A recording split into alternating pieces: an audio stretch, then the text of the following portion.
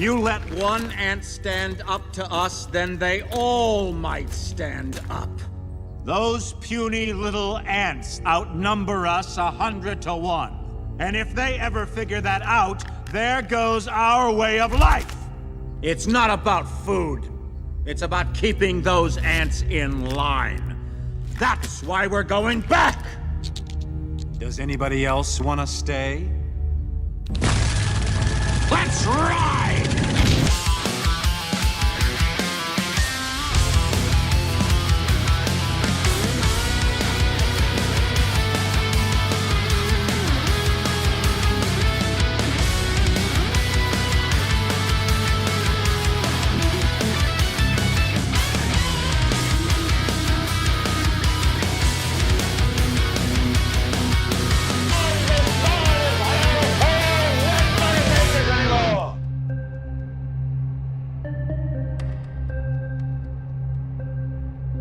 It's Tuesday.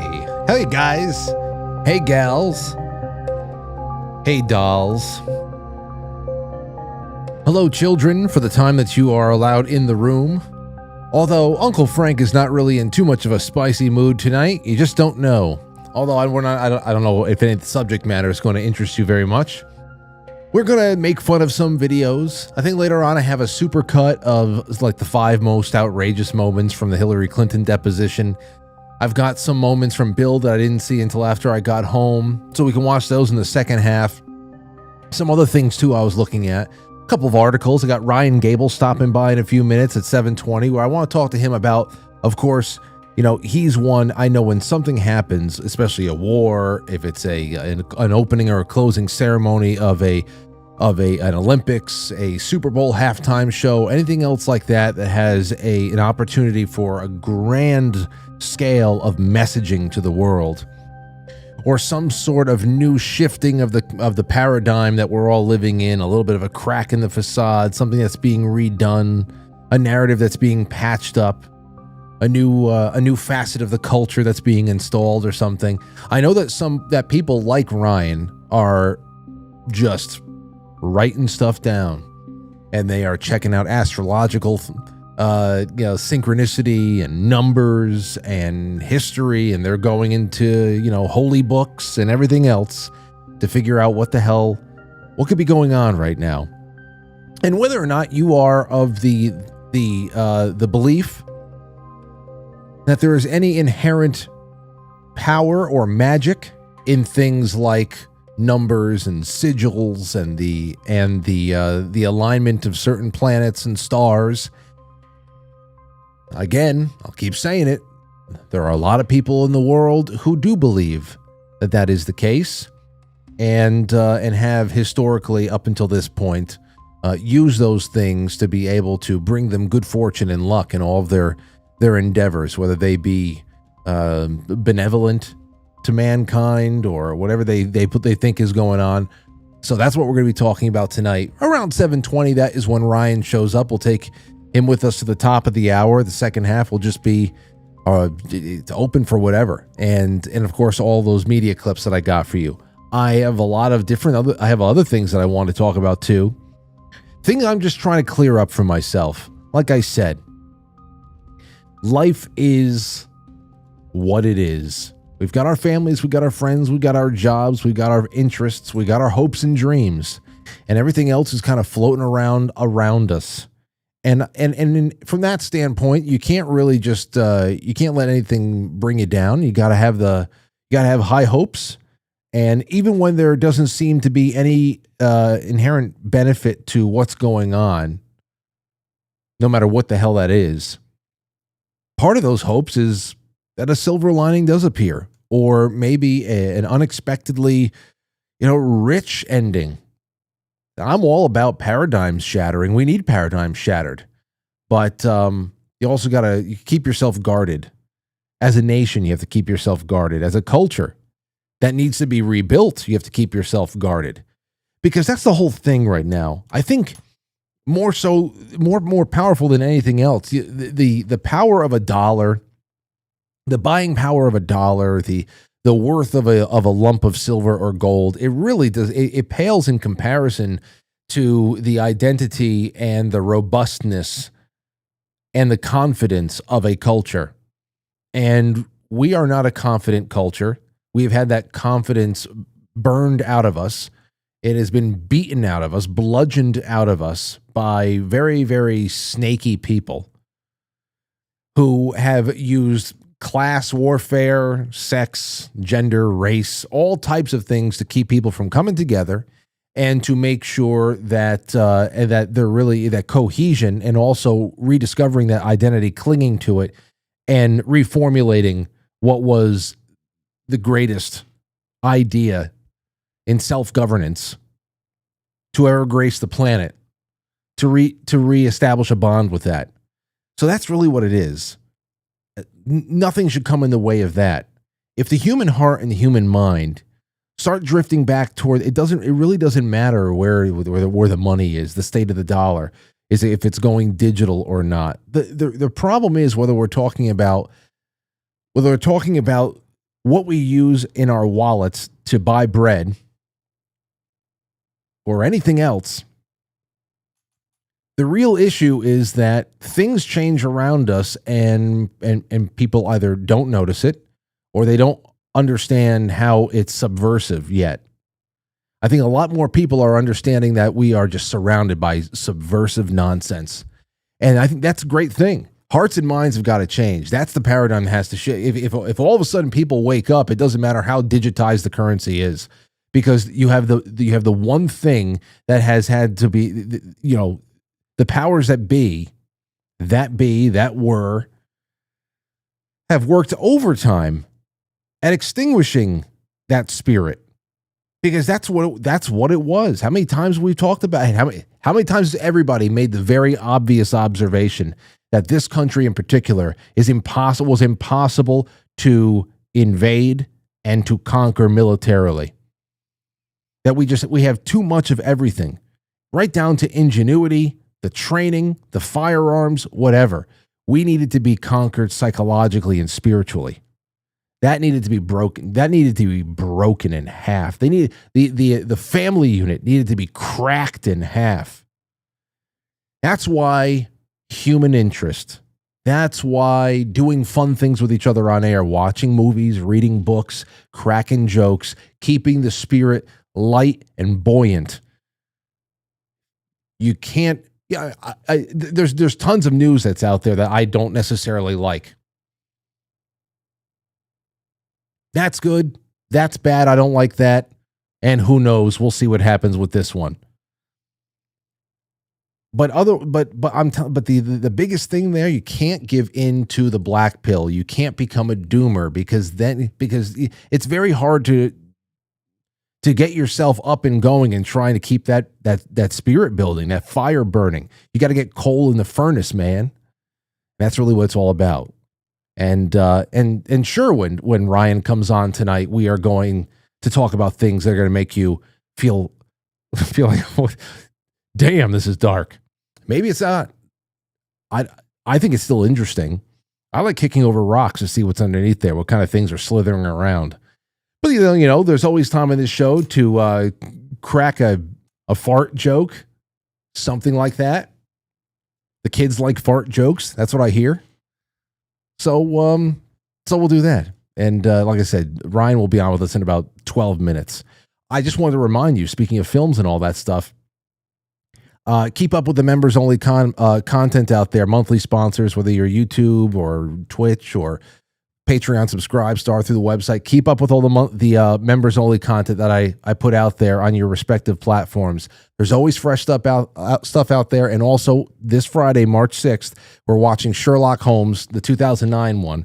We got the watch party going on. It's at 9 p.m. Get yourself some popcorn, and the private link will be provided to you Friday afternoon. I am stoked about that one. I just love the soundtrack of those Sherlock Holmes movies with Robert Downey Jr. and Jude Law. I can't anymore. And that's that. Oh, and also Super Chat raffles. We're continuing tonight. We got 3 silver quarters. We're going to be drawing that name on Thursday, the 3 silver quarters, the 3 gold backs that are coming from quitefrankly.gold. Use promo code Frankly, whatever you buy on quitefrankly.gold, and Tony Arterburn is going to send you free physical silver with whatever order that you make, no matter how small the order is. So, and they're also going to throw in another one of Jane Barlow's signed herbal medicine field guide books. So we're building up. We started the week with silver and gold. Throw over a super chat. The show needs your support big time. Okay? All right, first one up. Take a look at this. This is from IranInternational.com. Khomeini's son, Mojtaba. What the hell is this? Get the hell out of my way. What is this thing? Mojtaba elected his successor. So this morning, the real thing I wanted to bring out here is that this morning there were attacks on the actual meetings that were getting together to pick a new supreme leader out there, which is crazy that they would even get together. They should have met at a Denny's or something like that. Let's see here. So Khomeini's son is the new supreme leader. I don't know where the hell they got together to do that, because they bombed it to all hell this morning or something. And I don't know why they would get together in any place that they've been meeting regularly, especially after the Financial Times reported that Israel had completely mapped out Tehran and knew it inside and out, almost as good as they know Jerusalem. But that continues on. I guess the charade continues, and there's a lot of exchanges of missiles. Everybody's firing at each other right now. We're going to have a lot of fun cooking this one up over the next couple of days. Tomorrow, we have a great guest. We have great guests on Thursday nights, too. I think that Thursday might be Jay and Matt. Tomorrow, I think Demon Erasers is coming back on. That'll be fun. But here's what we got this. Donald Trump now cutting off all trade with Spain after their leftist prime minister said no to using bases in their country to strike Iran. And take a gander at this. Everybody was enthusiastic about it, Germany, everybody. And Spain didn't do it. And now Spain actually said that we can't use their bases. And that's all right. We could use their base if we want. We could just fly in and use it. Nobody's going to tell us not to use it. But we don't have to. But they were unfriendly. And so I told him we don't want to. Spain has absolutely nothing that we need other than great people. They have great people, but they don't have great leadership. And as you know, they were the only country that in NATO would not agree to go up to 5%. I don't think they would have agreed to go up to anything. They wanted to keep it at 2%, and they don't pay the 2%. So we're going to cut off all trade with Spain. We don't want anything to do. You know, listen, if you want to talk about silver linings, if we can see NATO break apart, oh, that'd be so great. That'd be great. If we can leave the UN, that'd be fantastic. But I dream. I dream. So we'll see. We'll see what happens. How Spain reacts and all this stuff, and there you have it. But now there's just a little bit more on this. I want to give to you. There was a comment made by Trump today talking about imminent threats. And this is my biggest problem on the surface of everything that we're dealing with right now is the messaging. I brought it up again yesterday. A lot of shit doesn't really add up to me. President Trump says the United States and Israel were forced to take action against Iran because the Islamic Republic was preparing a launch. First, they were going to attack preemptively. We were having negotiations with these lunatics, and it was my opinion that they were going to attack first. They were going to attack. If we didn't do it, they were going to attack first. I felt strongly about that. And we have great negotiators, great people that do this very successfully and have done it all their lives very successful. And based on the way the negotiation was going, I think they were going to attack first. And I didn't want that to happen. So that's what he said. He felt very strongly that they were going to attack first. I guess according to what's been floating around, what came through Thomson Reuters today, where the Pentagon told Congress there was no sign that Iran was going to attack the U.S. first. Sources say over there, of course, the sources are Trump administration officials, closed-door briefings to people familiar with the matter. The same old thing. Now, I was waiting for somebody to provide a little bit of evidence on, what this imminent threat was going to be. But because this, of course, came the day after that Marco Rubio said what he said. This was yesterday. Marco Rubio put this on television, said the following. Did you tell lawmakers that there was an imminent... There absolutely was an imminent threat, and the imminent threat was that we knew that if Iran was attacked, and we believed they would be attacked, that they would immediately come after us. And we were not going to sit there and absorb a blow before we responded. If we waited for them to hit us first after they were attacked, and by someone else, Israel attacked them, they hit us first, and we waited for them to hit us, we would suffer more casualties and more deaths. We went proactively in a defensive way to prevent them from inflicting higher damage. So listen, we're in it. We're in it now. But this is what I'm talking about. He goes out there and he said that the imminent threat, this was yesterday, the imminent threat was that someone was going to bomb Israel. Someone was going to bomb Iran. And if we didn't attack Iran before someone else did, there would be some sort of special kind of blowback for not being the first one to attack. Today, Donald Trump says that no, we had Iran was going to attack us. We felt very strongly they were going to attack us. No evidence provided to everybody. You can say, hey, you're not on a need-to-know basis, citizen, so you're not going to see that, and it's you're in the middle of a war. You're not going to share all this stuff over there. I mean, I don't know. You would think that you would share the predicate for an attack. It wouldn't be too sensitive, or at least you can give people a watered down, half redacted version of it. We're used to that. So I'm wondering about why there's such a Marco Rubio. He was asked that he had a follow-up question today about this after President Trump said what he said about there being a credible information, a credible threat that Iran was going to attack first, unprovoked. Though this whole thing has been a provocation. Everybody's provoking everybody. It's just really a matter of how you're reporting it. And Marco Rubio's like, no, don't take me out of context. Go back and listen to the whole thing. I said, we did listen to the whole thing. I mean, it's on tape. It's on tape. I don't know what that means. If the only credible threat was that after your friend punches someone, the person will punch back. What are we talking about here? And I mean, not to mention, but if we're going to be absolutely Machiavellian about this thing, letting Iran make the first move, and of course being prepared for it and catching the punch or something like that, would actually create a lot more popular support for the counterstrike, a lot more popular support than what we have right now. Now, I don't necessarily think this is true, that there was imminent threat. Me, in my gut, I don't think it's true. We were talking about last night, people were calling in, expressing all kinds of ideas, a whole bunch of people in the chat room expressing different ideas, what they think it's all about, geopolitical, financial, world shakeups, and everybody's opinion different, about what they believe the legitimacy of either plan would be, whether it's going to be good for us, whether it's going to be bad for us, a mixed bag. I don't know.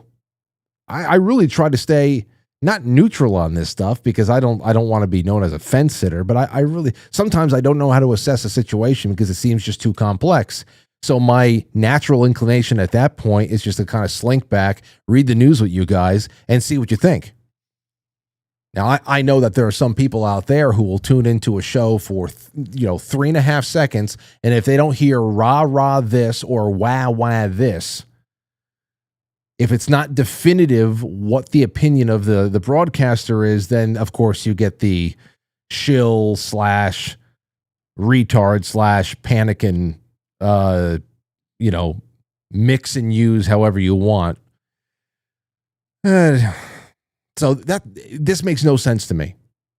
I'm not looking for a reason to be critical of all this stuff. It's just the way my mind works, and I'm not seeing a logical consistency, any logical consistency being established as to the reason why. You know, it's like a syllogism. You guys know what a syllogism is? It's like that structural or logical flow from premise to conclusion. Factual truth doesn't even matter as much as structure and flow does. Like, you know, the 9/11 narrative. I brought this up last year.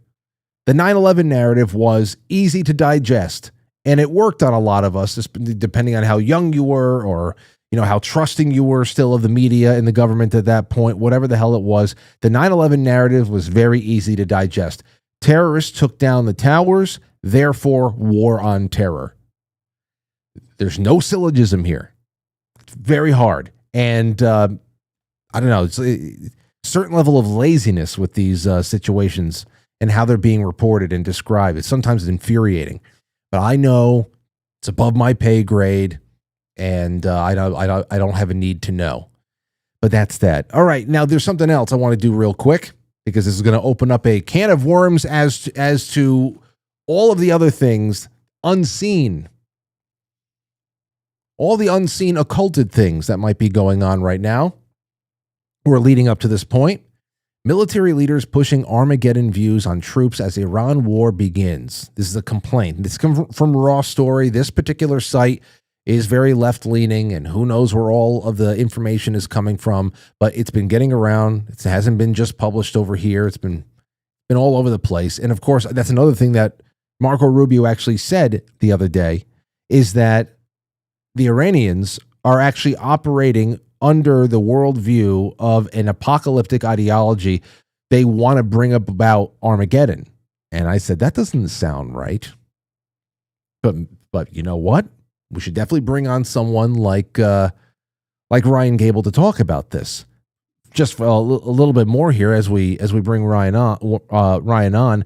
A combat unit commander told non-commissioned officers Monday that the Iran war was part of God's plan to usher in the end times and bring about Jesus Christ's second coming, according to a complaint filed with a religious freedom watchdog. The Military Religious Freedom Foundation has fielded more than 110 similar complaints. Again, who the hell knows what really the veracity of all this stuff? I mean, you think about the dozens of intelligence operatives they had banding together to say that the Hunter Biden laptop was all Russian disinformation, and anybody publishing it should be censored in the lead up to an election. Who knows? But then again, there are some unsavory ideological infiltrations that have gotten into everything these days. We'll get into those in just a second. It's been reported, journalist Jonathan Larson on his Substack page, and the group told him that the complaints came from more than 40 different units stationed in at least 30 military installations. Quote, These calls have one damn thing in freaking common. Our MRFF clients, those are service members who seek MRFF aid, report the unrestricted euphoria of their commanders and command chains as to how this newly biblically sanctioned war is clearly the undeniable sign of a second coming. What they say is a fundamentalist Christian end times as vividly described in the New Testament books of Revelations. Now, as far as end times accelerationist mentality, we've done a lot about that. We've done a lot on that topic with multiple guests and friends, and I want to talk about that tonight a little bit. And who we are welcoming back. It's the first time we've seen him in 2026, and I hope he's had a wonderful end of 25. Ryan Gable is a veteran radio personality, independent researcher, author, and producer who hosts The Secret Teachings. It's a long-running documentary-style broadcast. It's just become a wonderful radio program as well, exploring esoteric philosophy, occult history, mythology, the paranormal, parapolitics, conspiracy topics, and even nutrition. He's got over 16 years on air, and now he's been on this show at least 16 times, it feels like. Ryan, welcome back to the show, and Happy New Year, though it's really late in the game now. Well, we haven't done a show in the new year, so Happy New Year to you too. Absolutely.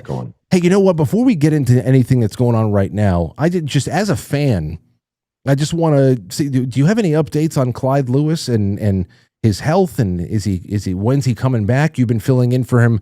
You've been doing wonderful, but he's been gone for what feels like months now, and I hope he's doing well. Well, thank you for saying that. And yes, he's doing better. He's just in a situation where he's trying to get back into the game of life first before the game of radio. So he's trying to get his life figured out with health issues, and he's on the up. That's all I can say. That's all I know. Okay. All right. Well, I mean, please pass our goodwill and wishes along to him if you can. That would be great. Certainly. Anyway, Certainly. Okay, so the writing's been on the wall with all this stuff in Iran. We had the bombings last year, but aside from the messaging in the news, the State of the Union, etc., we were getting into the weeds of synchronicity and the occult with stuff like this a few weeks ago in the around the Valentine's Day area. Our friend Robert Phoenix came on later on in February, and he was previewing an astrological window of opportunity he thought was going to be capitalized on to kick off this war with Iran. And that was, of course, going to be right around the start point of the eclipse that passed over Antarctica. And we didn't even get out of the month of February before things popped off, but I wanted to start with that little detail to see what you've been bringing together and what you think is the most compelling synchronistic element to where we are right now. So this is a very complex issue. It's complex because, number one, we don't have all of the information. We never do, and we never will eventually get that information. We never got it about Iraq or Afghanistan or 9/11 for that matter. It's also complex because we have various religious groups and various religious denominations that have their own interpretations, and they have their own perspectives individually within denominations. You think about things like prophecy. I know that Catholics don't necessarily buy into the idea of the end times like some Christian groups do. But prophecy itself is often derived, if you research any prophecy, it's often derived from 1, 2, 3, 4, 5, maybe 6, 7, 8 books of the Bible. And the prophecies that are derived out of that come from certain interpretations of certain texts that are given by certain religious leaders, and then that's based on certain translations, and that's based on certain languages and certain words that may or may not have actually been used when those things were written. So prophecies kind of break down to pixels when you look at them really, really close. And ultimately, a lot of prophecies are just kind of like pop culture narratives. They're just kind of like general public ideas or conceptions of something that's very, very sophisticated and complex in the texts, which most texts, whether it's the Quran or it's the Bible or the Zendavesta, the Bhagavad Gita, most of them are metaphoric, allegoric parables. Jesus himself even says, if we are to believe the red ink, that he speaks in parables. So I think it's important to get a little bit of a background on those things, and it will become very clear with this background what is happening. And I want to make it very clear also for listeners who may or may not know who I am. I don't have insiders. I don't have contacts. I am not a prophet. I don't predict the future. I don't do any of that. My specialty is in the ancient mystery schools. My specialty is in symbolism. My specialty is in mythology. And when I see those types of things, those types of stories and symbols playing out in the real world, well, then I feel compelled to address those subjects. And it doesn't take a prophet to listen to what the Secretary of War, Pete Hegseth, had said many years prior to, and then also many months prior to being selected by the second Trump administration to head the Pentagon. And what he said was, on numerous occasions, is that we need to ignite a new crusade against the Muslim world. He doesn't give any specific reason for why that is. It's just his Christian belief that the Muslims need to be defeated in every way, shape, and form, and that his job at the Pentagon will be to launch a crusade against Islam. Whether or not you agree with that or not, whether you're a Christian or not, just the idea is certifiably insane, because Muslims comprise one of the largest religious groups in the world. that is a psychotic thing to believe and a psychotic thing to put into policy at the Pentagon. That's the first thing. I see that you have a comment. Go ahead. I'm sorry. No. I'm no, just a lot of things going through my mind. You don't. I forget you can see me.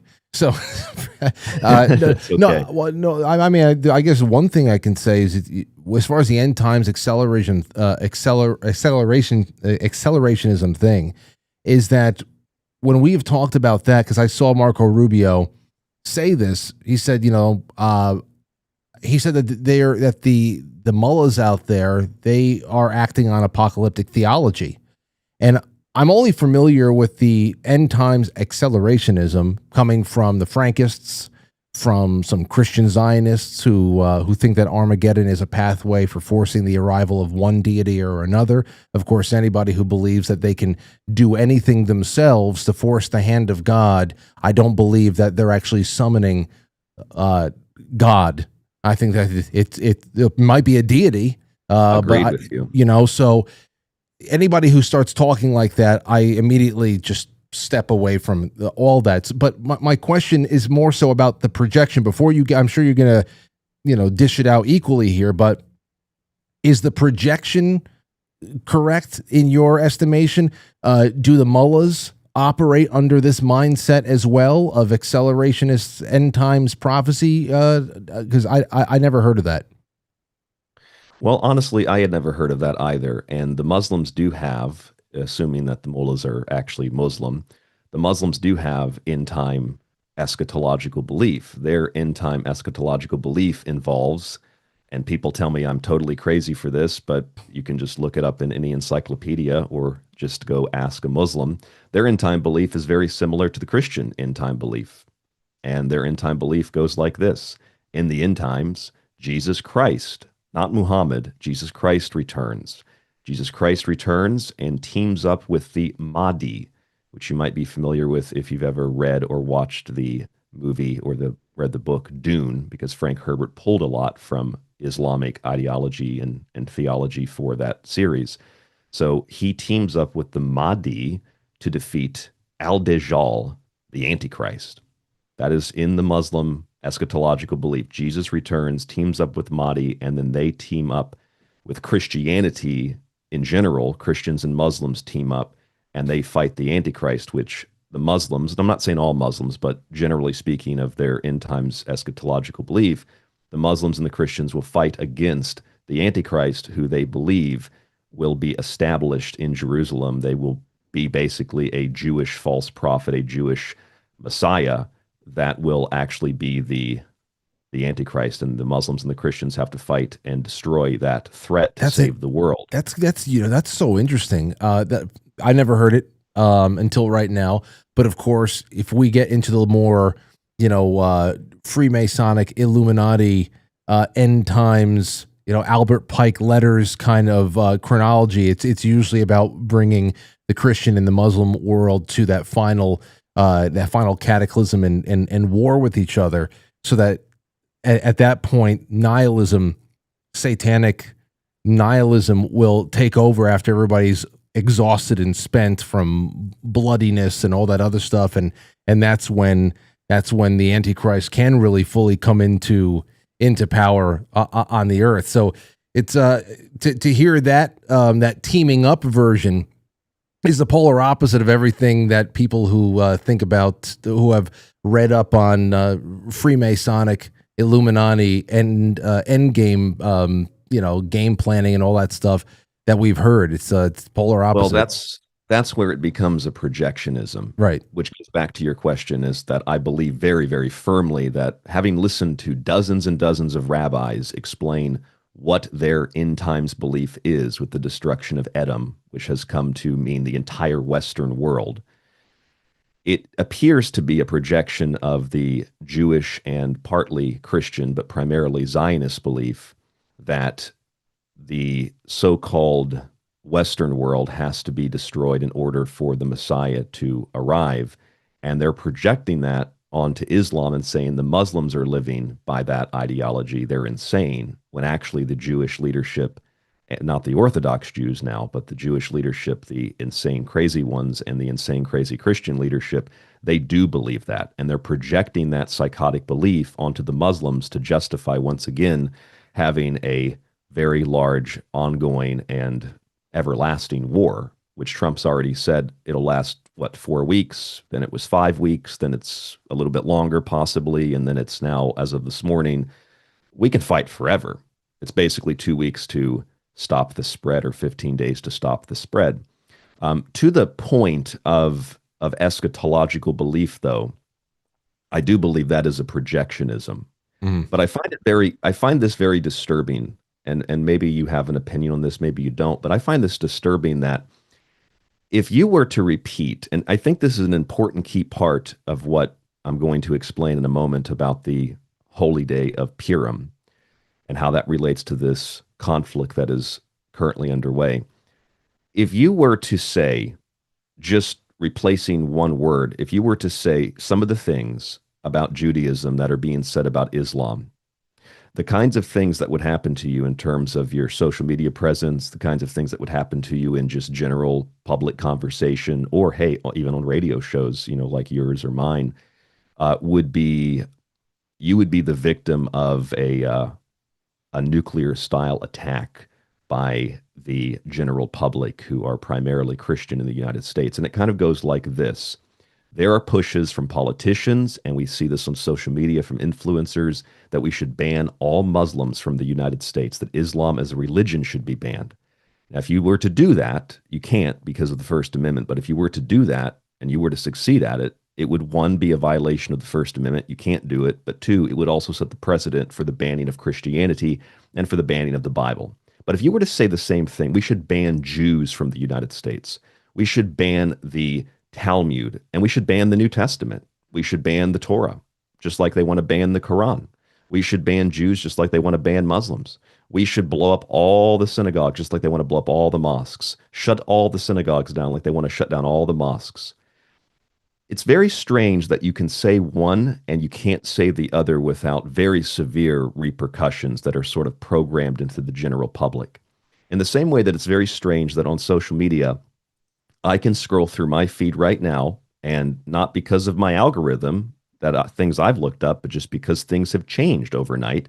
My algorithm is filled, my page is filled with the most vile and disgusting anti-Arab, anti-Muslim propaganda, that all Muslims have sex with animals, that Muslims look like they're inbred, just really disgusting stuff that if you did the same thing about Jews, it would be considered the most abhorrent thing that had ever been done in the history of the world. If you were to say Jews have some kind of sexual relations with an animal, or Jews look like they're inbred, that would be unacceptable. Why is the Arab and the Muslim rhetoric acceptable? Why is it okay?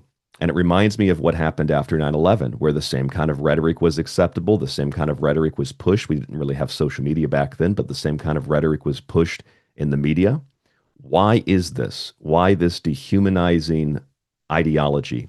When you look at Iran, they're in the top 10. Iran has some of the highest, statistically speaking, IQ rates in the world. Their IQs, on average, are 4 to 5 points above what Americans have. Reportedly, Tim Burchett, guy at the head, one of the heads of the UFO disclosure push, Tim Burchett reportedly said that the Iranians are cutting out women's eyes for wearing makeup. This is an absurd lie. Not only do they not cut women's eyes out for wearing makeup, but there are plenty of places in Iran where you don't have to wear, in fact, most places in Tehran, you don't have to wear a burqa. In fact, some places, they don't even necessarily wear headscarves. So why are we being lied to about this? And you don't have to believe me.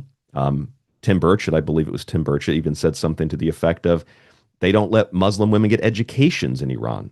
That's one of the most absurd things I think that's ever been uttered by a politician. Not only do they let women get educations in Iran, women in Iran actually perform better at science, technology, engineering, and math, STEM, than Iranian men do.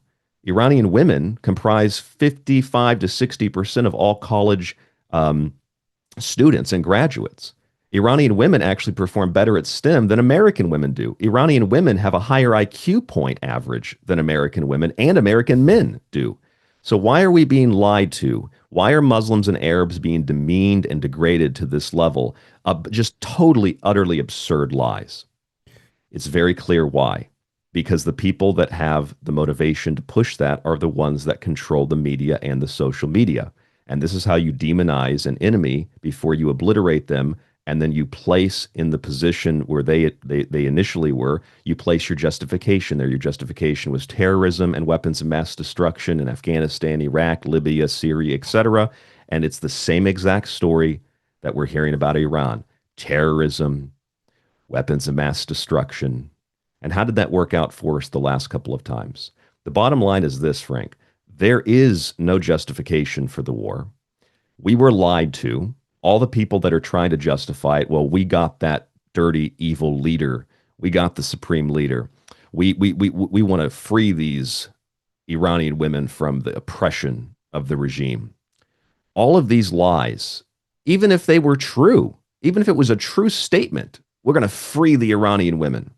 It doesn't really matter because, number one, the Trump administration lied repeatedly. We were lying to the public, and we were lying also to negotiators back in 2025. We lied to the negotiators again in 2026. We told the Iranians we're here to negotiate, and then we bombed them 2 times in the middle of negotiations. That's just objectively true. And the people that are doing those negotiations, going back to what I was saying about Pete Hegseth, it's the same people. The people that are running the negotiations with Iran were Witkoff, who's running them in Ukraine, and you see how that worked out, and Jared Kushner. Jared Kushner was the one negotiating with the Iranians. Jared Kushner, the same Jared Kushner who selected Pete Hegseth to run the Pentagon. Trump didn't do that, by the way. It was Howard Lutnick, one of the partners of Jeffrey Epstein, and it was Jared Kushner who openly on camera admitted that they're the ones that were tasked with selecting the administration, which is why in 2024, if you listen to what Kash Patel and even the anti-war Tulsi Gabbard and every person that was selected for the Trump administration, every single one of them, I played all the clips on my show 2 years ago and got banned from a radio network because of it. Every one of them said, war with Iran, war with Iran, war with Iran, war with Iran. So it was very easy to be able to predict that we would get war with Iran under the Trump administration. And considering that it's so religiously centered, we got to stop the Muslims, and we have to be supportive of the Jews, and we have to, as Christians, this is what we do. The Christ is king. It was very clear to see that it would be molded and morphed and forced into a frame, into a mold of Armageddon. Yeah. And that's where we get the very important religious holy day of Purim and where it comes from and how that relates to Armageddon. I can explain in a moment. Yeah, absolutely. Well, there's a few things here. Like I said, I have been, when I open up the show tonight, I just look for consistency in even the ways that things are presented to the public. And it's been a little odd. Try to pull this thing together. I almost feel some people might be gaslighting themselves into believing, oh yes, we've always been at war, or there's a looming Iranian threat and we've got to take care of this now. Whereas just since the 80s, since the 1980s. I know. I mean, that's the other surreal thing about this. It's always just been something in the background. For as long, I mean, that popped off in 1979, the revolution. I was born in 1985. I don't know about you, but, so my entire life, there's always been cyclical news about Iran and references about Beirut and Hezbollah and this and that. And it's just always been, it's Israel and Iran, Stuxnet virus, centrifuges, uranium enrichment. Is it going to be for power supply? Is it going to be for a nuclear warhead and all that other stuff? So it's always just been there, but to the point where you're just like, okay, yeah, I've heard that story before. It's like North Korea. Like North Korea, we haven't heard anything about anymore. I think people just stopped caring and it stopped coming up. It's not like leadership over there changed. It just stopped. And I'm sure maybe one day it'll start up again when you need to just it's almost like crop rotation when the soil gets tired and you gotta just let it recover a little bit. So it's strange to actually see this come to blows, because it's always just been a puppet show up until this point. And you'd have to imagine that any administration or military junta or anything else is going to go out there and make their pitch and their rationalization to the public. As far as what you're saying about, the demonization of Muslims versus Jews and all that other stuff, I guess we just have different algorithms. I see I see it is a crazy food fight out there right now. And I actually see a lot more Jew bashing on my algorithms, and a lot of people who are just like, they're almost like taking a clash of the great Japanese monsters approach. It's like, Godzilla and Rodan. It's like, let them fight. I see a lot of people who are just like, I don't give a shit about either side. Just let them go at it, and let's stop having the United States be the junkyard dog for one group or another. So, and then the comments section, I mean, there's just division all over the place, Ryan. So I understand it. Maybe, yeah. Well, I didn't mean to cut you off, Rick. I'm sorry, but that is essentially, I understand and I see what you're saying, and I see a lot of that myself. I understand that. I have seen on the Trump X page where virtually every comment is, you're a traitor, you work for Israel, you must have done something with Epstein, you're a piece of garbage, etc. Like the general public, I think, is very, very aware. The issue that I think is the most important is going back to the religious aspect of it, because whether or not you agree or don't agree, or you're in support of war or not in support of war, you can gaslight yourself into thinking it's okay when yesterday it wasn't. I think the religious aspect is important. I did a show back in, would have been, I think, November of last year, called Jesus is the Reason for the Treason. And my argument was on that show, and it's kind of become a theme on my show, The Secret Teachings, my argument was that the concepts of Christianity have been exploited and used. They've been turned into propaganda more now than ever, and they've been used to justify atrocious things in the name of Jesus. Christ is King. And therefore, I believe that if people are going to say that Islam is a national security threat, which I don't see how anything changed there either, then Christianity should be classified as a national security threat, because it's only because of Christianity, and it's because of Christians allowing themselves to be duped, that we are in the position that we're in.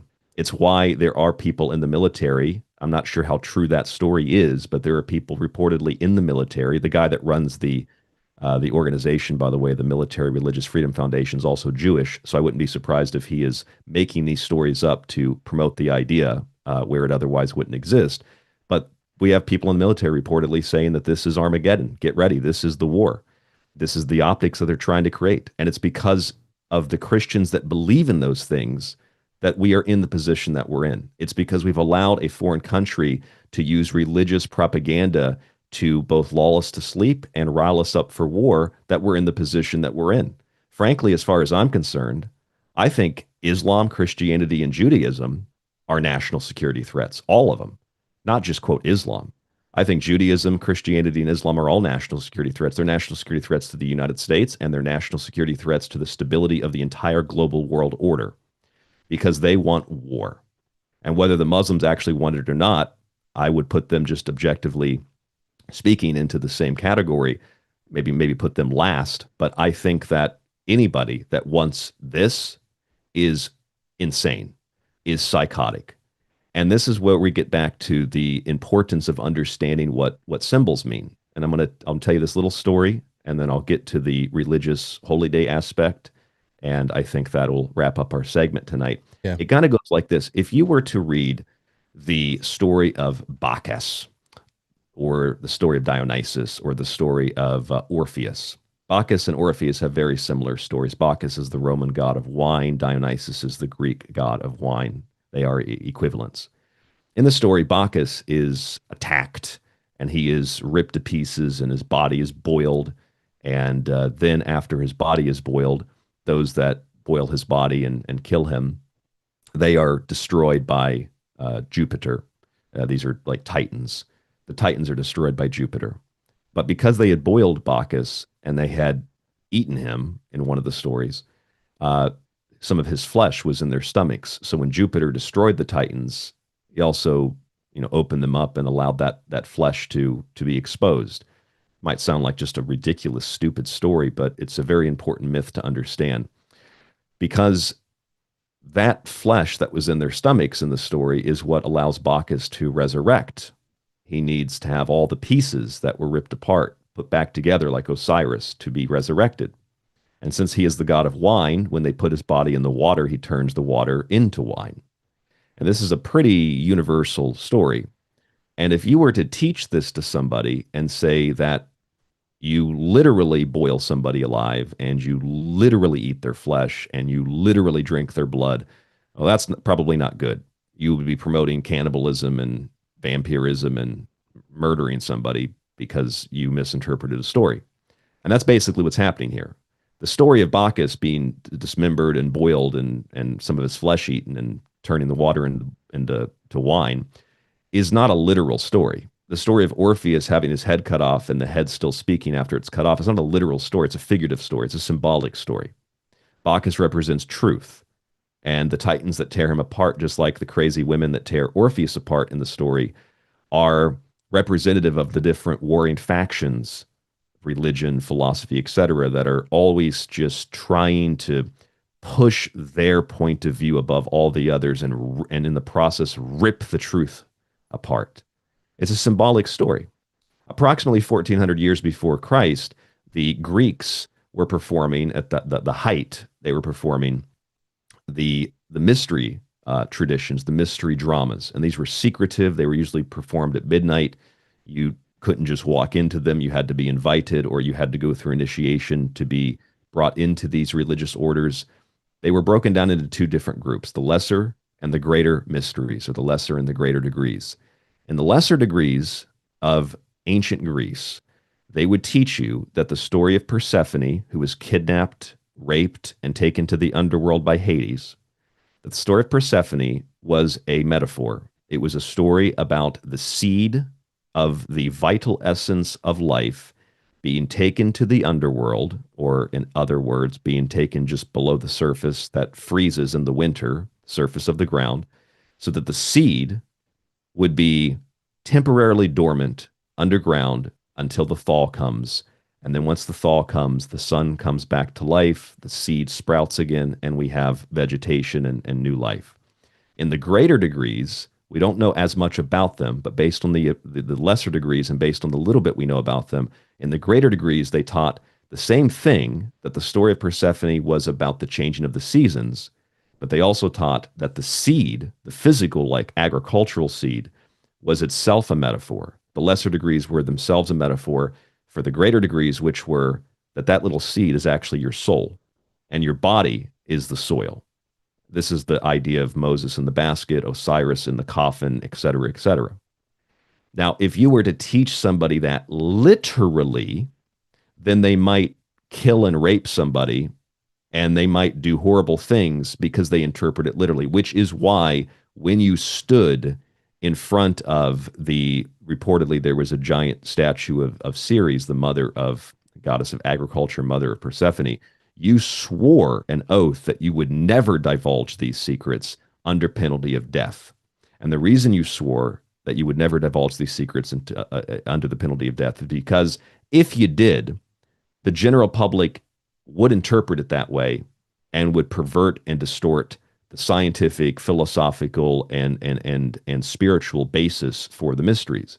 Now, the mysteries were eventually perverted and distorted, and Christian leaders came and quite literally burned them out of the forest, and there were decrees passed to shut down the temples, etc., over many hundreds of years, and we lost most of the keys of what was actually taught in these schools, and they deteriorated and turned into largely probably what we have today with Epstein. It's kind of like the literal interpretation where they're reportedly drinking blood and eating flesh and killing people. So the point of what I'm getting at here is, if you interpret Armageddon as literal, then you're going to end up boiling people alive, eating them and drinking their blood, and thinking that's the true key to the mysteries, and that's how you get everlasting life. If you interpret it how it's meant to be interpreted, like what Armageddon or what the apocalypse mean etymologically, then you don't kill people. The word apocalypse means in Greek to unveil something, right? And that means that, like in the lesser and greater degrees, you can unveil more than one thing. You can unveil that in the fall, the seed goes dormant into the winter, and then it resurrects. You could also unveil that that seed also is the spirit and the soul and the body. So when you unveil that, every time the seasons change, the four horses of the apocalypse correspond to the four seasons, etc. The red horse in the summer, the black horse in the fall, the palish, greenish, yellowish horse in the winter, and the white horse in the spring. You unveil that, and then you unveil how those correspond to the emotional centers in the body. So there's layers and layers and layers. When you unveil that, that is the apocalypse. If you interpret it literally, then you get Armageddon, which is supposed to be the final battle. But Armageddon, in a figurative, symbolic sense, is not a final physical battle between nations. Armageddon is the, let's call it the westernized version of the concept of a jihad. A jihad, people might think a jihad is like a holy war, and in a sense it is, but the word jihad, which in Arabic means effort, is just a war inside of you. It's the battle between right and wrong. You know what's right, you know what's wrong, do the right thing. That's what it means. In Arabic, it means, by definition, it means struggle, which means that it actually has the same meaning as Israel. It means to struggle with God. And if we're struggling with God, whether we believe in God or we don't believe in God, what it means is that we're interacting with something, we're conceiving of something, that there is a higher power. I mean, even atheists are Israelites because they are battling with the concept of God, rejecting the concept of God. So the word Israel and the word jihad, they have the same meaning. It means to struggle with God. It means to struggle internally with the self. And what the self is a son of God, a little piece of the larger, big, divine mind. It is the son of God in flesh. That's what the body is. So the jihad, the Armageddon story, these are not meant to be interpreted literally. And that's why you would swear under oath that you would be killed if you revealed this to the public, because now that it has been revealed to the public over centuries, this is what the public does with it. We go to war. And so that brings me to my conclusive statements here. I want to read you a short list of recent wars and how they relate to religious holy days. We go back to October 7th of 2001, the Jewish holiday of Sukkot. It was also the day that the Bush administration chose to initiate operations in Afghanistan. March 20th, 2003, the Jewish holiday of Purim, the same Purim that we're looking at right now in the news. It was also the day that Operation Iraqi Freedom began, with preemptive airstrikes on a country that did not have weapons of mass destruction. Quite literally, exactly, precisely, surgically, what we literally just saw in the news, preemptive strikes against a country that doesn't actually have weapons of mass destruction. On Purim, once again, October 20th, 2011, another Jewish holiday, Shemini Atzeret, and the day that Libya was overthrown officially and Muammar Gaddafi was killed. September 22nd, 2014, the first day of Rosh Hashanah. It also happens to be the day that the U.S. officially intervened in Syria, Operation Inherent Resolve. And we could find a lot also with October 7th of 2023, not a war, but the date when Israel allowed Hamas to attack them, giving rise to the current onslaught in Gaza. This was also a religious holiday, and it was part of the Saturn returns, which I believe was in Pisces, which very much directly relates to Jesus and Christianity. In other words, the holy Jewish days seem to, and literally do, correspond to wars, blood sacrifices, regime changes. And they also, therefore, correspond to the history of things like Passover, Yom Kippur, where some sort of blood offering would be made. And this is also confirmed for people that think that's blood libel. This is also confirmed in one of the, not my opinion, but one of the greatest history books ever written, the decline and fall of the Roman Empire, which documents the Jewish cult and the Christian cult. And by cult, I mean a group of people with a religious belief, with a central figure they worship. He documents this in the book that the Christians, when they grew in number, they substituted the blood sacrifices of the Jews with the water sacrifices, or rather the blood initiations with the water initiations. So the point that I'm getting at here is there's a long history of this. This isn't just confined to a few synchronicities, if you will, in relation to what recently just happened. And so the last thing I'll say, Frank, is that Purim, for those of you who don't know, Purim, Purim, comes from a book or a scroll called Esther. And in Hebrew, the scroll of Esther originally was Megillah Hester. It is the scroll of the hidden. And the root of the word scroll in Hebrew means to reveal. In other words, the scroll of Esther means to reveal what is hidden, literally in Hebrew, reveal what is hidden. So if you take the story of Purim from the book, that means to reveal what is hidden. And Alan Dershowitz, he even admitted this on television not 48 hours ago. He said that just like in the story of Purim, where the Jews were attacked by the Persians and defeated them, it just so happens to be that they defeated the Ayatollah on the same day that the Jews in the biblical story, or the book of Esther, in the same exact way that they defeated the Persians back all those thousands of years ago. It just happens to be coincidentally the Jews defeating the Persians again. And for people that don't know, the Iranians are essentially descendants of the Persians. So this is, by definition, Frank, Purim is extracted from the book in Hebrew of the revealing of the hidden, which in Greek is the apocalypse. That's why it's very clear to see that this is, to these people, Armageddon. This is the apocalypse, but it's not meant to be taken literally. Jesus isn't coming back to save you. The Muslims aren't going to be defeated in some grand Armageddon conflict. All you're going to get is more blood, more death, more suffering, more rape, more torture. It's just the same story, a different day. Well, Ryan, never pull any punches, and I really appreciate that. I know that this is going to inspire a lot of heated debate, and I was really excited about this because of all of those things coming together. And I'd like to thank you for the time here tonight. I know it's going to be a short segment, but we'll be hanging out together sometime, hopefully in the spring, and we can get we could pick a topic that is not so hurry up. Let's get it in before the world comes to an end. We can actually just get a little bit more scholarly with it. But let everybody know where they can listen to you on every night of the week. Yeah, sure thing. I don't think, by the way, the world's going to come to an end. That's kind of the point. That's good. No, I understand. Interpret it symbolically, it kind of dissipates the fear. But you can hear my show Monday, Tuesday, Wednesday, Thursday, and Friday, 5 nights a week. The easiest way is to just go to tstradio.info or type in The Secret Teachings or TST Radio on any podcast or radio player. If you want to learn more about the symbolism that I mentioned tonight, you can read my book, Occult Arcana, physical and digital copies on the website, or I also have here in front of me, I just got the copy of my new book.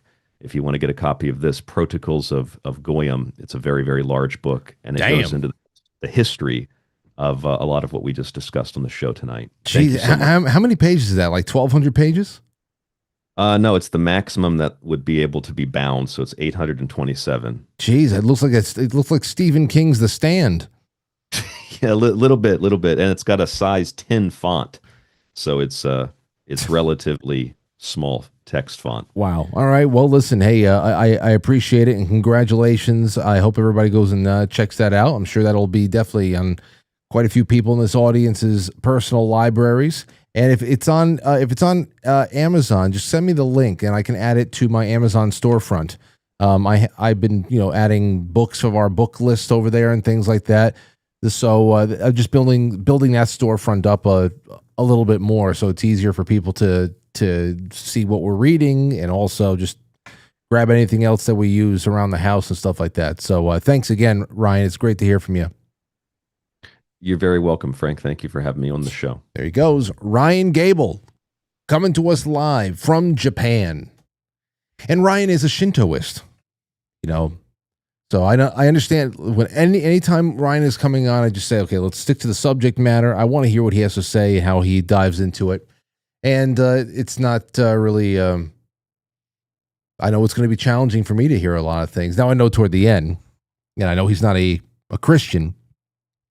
And I know he's talking about how things are being manipulated, religions are being manipulated, especially the three major world religions are manipulated by certain elements of, you know, the military-industrial complex to be whether you want to bring about just the trappings of an Armageddon, or if you actually think that you're going to be able to force the hand of God and make Jesus come back to save us ahead of his own time. That's my belief, of course. Jesus is coming back, but on his own time. And yeah, it's just very interesting how all that lines up. What's going on in the skies? The blood moon, an eclipse, certain alignments of planets and stars.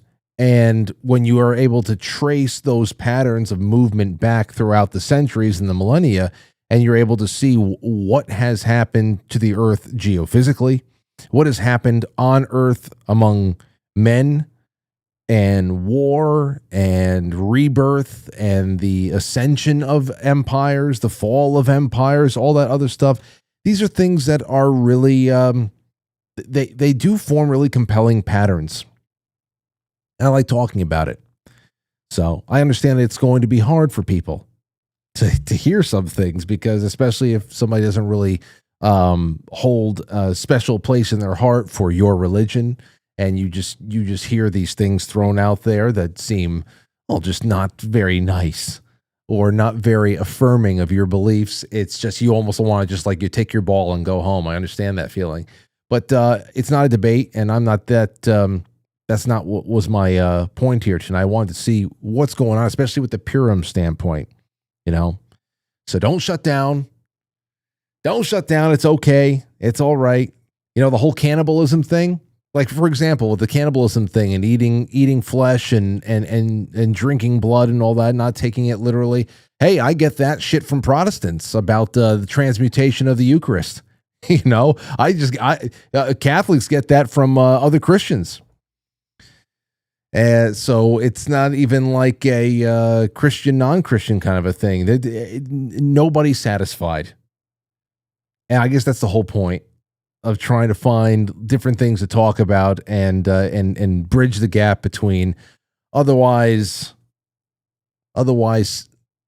you know, separate entities that need to be brought together.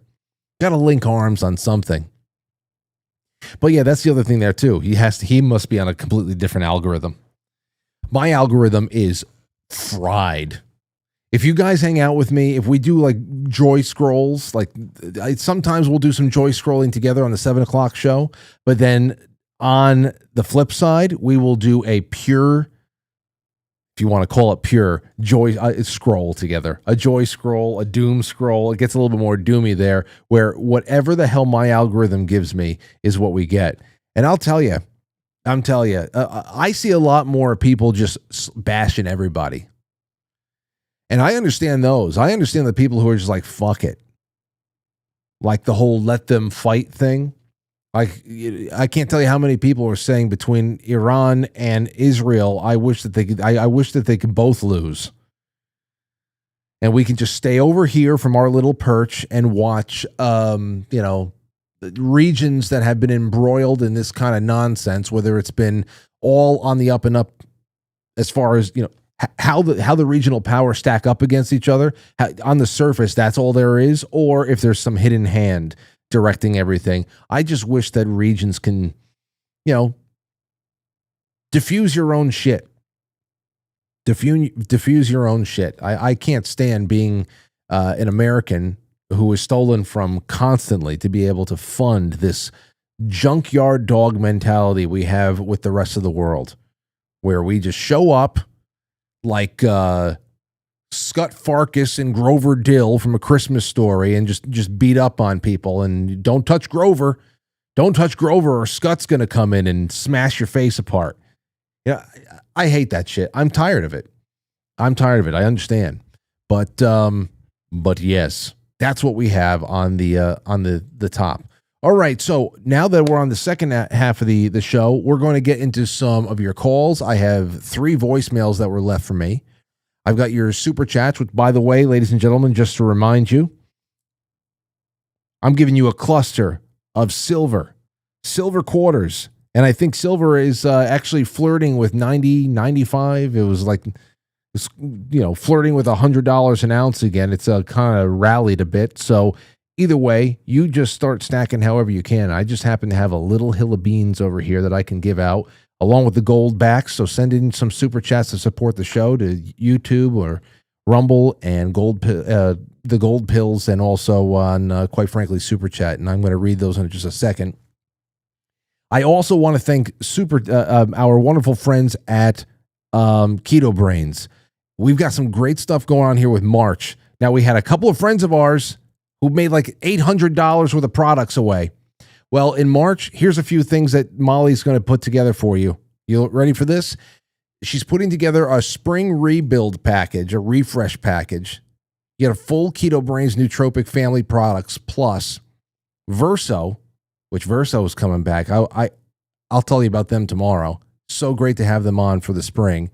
Verso, the NMN. This I have not tried. And their spermidine.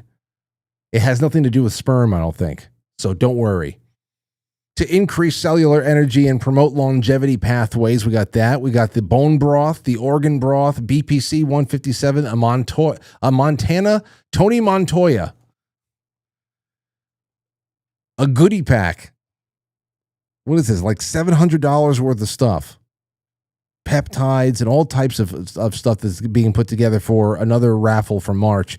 It's probably going to be a March promo code too. So thank you so much. The other thing is there too is you can now, I love this. I got in touch with her. I got in touch with Molly about Salty, the electrolyte packets that she sent out for, what is it? Like a sample maybe about a year ago. It took me months to even try it. And now I love it so much. I said, yo, can we get this in the mix? Because like 75% of Americans, 75% of Americans are chronically dehydrated. I said, and I just love these packets so far. And they have been like, now that I've been taking them regularly, just throwing them in my water, it's been like a cheat code of, fasting. Especially with all the wonderful flavors. I'm going to tell you about that sometime soon, too. I'm so glad to bring them on. But on to your super chats. And let's take some calls, too, before we get into these the highlights with Hillary Clinton and everything else. 914-200-0269. Here we go. Jay Britt says, well, the hornet's nest has been sufficiently smacked. Let the lynchings begin in 3, 2, 1. What is that? What do you mean? I don't understand. Jorico says to the chat, and it looks like he just gifted memberships to people there. In these interesting times, I give you the gift of Frank. To the rest of you, like and subscribe. To the lurkers, don't lurk. Wow, thank you so much, Jorico. Gifted 5 Nugget subscriptions. That's 5 people who are going to be able to watch Sherlock Holmes with us on Friday night and be a part of the next film club, the book club, the Sunday streams, and everything else. Shotzi says, here's a little Tuesday support. I appreciate you, Shotzi. I really do. Okay. Haywood says, I'm like 45 minutes behind, so you might have said this already, but it seems like no one is seeing the Iranian oil not going to China and how its loss will affect their economy. I've seen that. I've seen a lot of people bring that up. Of course, the economic factors were talked about last night. How is oil going to be rerouted? Where's China going to be able to supplement that if, however much they were getting from Iran? So, yeah, that is definitely an aspect of it, though it has not come up tonight yet. We got a little bit more of that. I think the Zells talked about that one last night. So let's see, Jay Semo says, didn't a young Iranian woman allegedly die for violating strict hijab clothing standards? Is this true? Who do we believe? I feel like we're being manipulated. Hegelian dialectic. I mean, there's been enough people who have left Iran that have talked about, I mean, they've, how many people have given their North Korean style fleeing stories about parents or friends, relatives who have been labeled dissidents and killed, and of course, if you've been on the internet any time over the last 25 years, you see the then and now, like under the Shah and then after the revolution, how Iran was this incredible tourist location, and all the women, it was very secular, and all the women were in bikinis and having a good time. It looked like California, you know, and then of course, then it gets a little bit more zipped up after that. So these are the things we've always been served up as far as imagery from that part of the world, and how things had changed, and all part of our future hopes that they'll change things for themselves and at least have a choice of what they want to wear to a certain degree. To at least a certain degree. But as far as how is it across the board? I mean, Kuwait, babies and in incubators, World War I, Germans with babies on bayonets. How many times have war efforts been sold by exaggerating or completely making up shit, atrocities that have happened, to gin up public support, which is another reason why, if an attack from Iran was imminent, which is what the president said this morning, which was completely different from what his Secretary of State Marco Rubio said yesterday, who's actually been on a really great run. I've had a lot of fun watching Marco Rubio deal this past year. A lot more fun than I've ever had listening to Marco Rubio speak, with the way that he handles a room, way that he's able to quick fire with people and whatever, but nothing really made sense with all this stuff. Grimbold says, good stuff as usual, sir.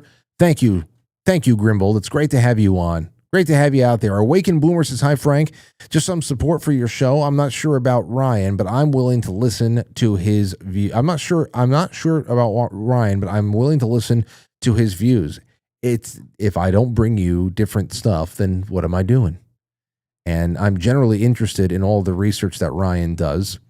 I know that it's going to, like I said, not pull any punches, and he's not going to be necessarily sensitive to my personal preferences and my beliefs, especially when it comes to religion. But on the other hand, the amount of research that he's done has been colossal, and his published work is colossal. And if we're talking about occult, ritualistic, and symbolic aspects of those who have a lot of pull in the world, that's why I like talking to him. That's why I like talking to my friends who work in astrological circles. I like seeing what they're seeing, because whether we care and assimilate that into our worldview and hold that near and dear to ourselves, it's just good to know the patterns and to see how others take that stuff into consideration and do see it as actionable intelligence. So there you have it. Okay, Corey J sends a cookie. Thank you, Corey. Rasta says, quite frankly, it's a quality show. I appreciate that. Group hug, all the Frankly family, only Lynn. Again, thank you, Safety Net. Thank you, Lynn RC, CB Joey.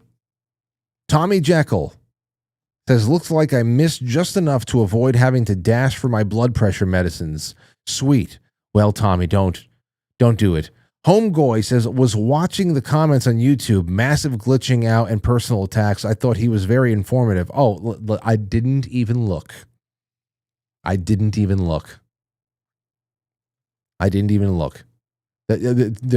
so much glitching.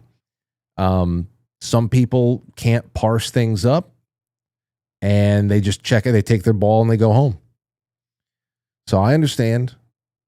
Corey says, great show. Big Chief Patriot says, disappointing the turn Trump has taken. Though we were done, I thought we were done being the world's policeman, praying everything turns out in our favor, opened a real Pandora's box with Iran. Well, the last time that we dropped bombs in 2025 to disable and bring their nuclear program back to the Stone Age, although now it's back, apparently, maybe. That was a Pandora's box too. We said, uh-oh. I mean, I just held my breath, crossed my fingers, said a prayer. And we were all right for a few months. And now here we are. Now, whether or not this wraps up in a few weeks, I don't know how such a lofty goal of making sure that all the leadership over there is gone, and that whoever comes up is going to be acceptable to the United States. This is the same thing as what I was talking about with Ukraine, ladies and gentlemen. That was the same thing with Ukraine. I wonder, like, if Russia's ability to clean out Ukraine and end the war decisively is not really the question. Not really the question. They've shown restraint in not completely steamrolling through the entire country. If that was actually, if westward expansion is really what the hell they wanted to do, then I mean, I don't. It's obviously that's not the case. From what I have gathered for a long time is that Russia really just wanted a neutral to friendly buffer between them and an ever eastward encroaching NATO. So my question there was that when all of this is said and done, when the dust settles and the new borders are being drawn on the world map, if the deep state / NATO culture that lives and thrives inside of Ukraine doesn't change, then you still, if you are Russia, you still have a deep state / NATO controlled shell company / country sitting on your border. The lines have shifted, but Russia still wants a neutral buffer down there. So how do you ensure that there's an adequate enough change there in Ukraine and also in Iran? What will make Israel stop whining, if that's even possible? So, yeah, 914-200-0269. I saw a couple of calls come in, but they bounced out before I stopped talking. Anyway, Tommy Jekyll says, lynchings, I better peep through the window to make sure I'm not expected to be a participant. I don't know what that means, the lynching comment. It's unsettling. I don't know what that means. Let's see here. Rat the Lake, love your show. No longer will I lurk. Appreciate you, Frank. Well, thank you, Lake. It's great to have you. Ship that silver, says Zoso Dude. And Amethyst Cat says, happy Tuesday, Frank. Vesper says, keep that smile on your face and hand over that silver, Frank. Well, you got it. I'm going to hand it over to somebody. It's great to have you out there. Kobe Wan, you're the man over there in Rumble. I'm going to have to anoint some more Rumble moderators. Anybody who wants to suggest or nominate Rumble moderators, email me, frank@quitefrankly.tv, please. 224, you're on the air. Go ahead. Hi, Frankie. It's Johnsburg Paul. How are you doing? Hey, John. Good to hear from you. Hey, good. Watched the show tonight, and I thought it was great. I don't agree with a lot of what your guest said, but, every kind of a lie is always built on a grain of truth, and he had a lot of grains of truth sprinkled in there. But, the direction that the whole world seems to be going in took a drastic change on 9/11. I mean, I'm an old man. I'll be 79 this month. And I know the world that I grew up in was a heck of a lot different. And then it seemed like in 9/11, everything took a radical change. And it's been in a kind of a spiral ever since. Now, where's it all going? I'm an Orthodox Christian. I was an evangelical Christian for 40 years, so I guess I was in the Zionist Christian camp, and I kind of applied to the things that we hear a lot of, like Pete Hexworth talking about, things of that nature. So I know what where they're coming from, and I saw the fallacy in what they believe, and that's why I bailed after 40 years of being there and went back to Orthodox Christianity, which basically deals with just personal relationship, my relationship with God and how I cooperate with God, and all the rest of it becomes peripheral. So that's where I like to keep it. But I still, take a look at it, and it's a shame because, like the young man that you had on your show, when you get into this stuff about the occult and even stargazing and all that stuff, it's just demonic. I think it's demonically motivated, and it's a shame. I guess all you can do is pray for the guy.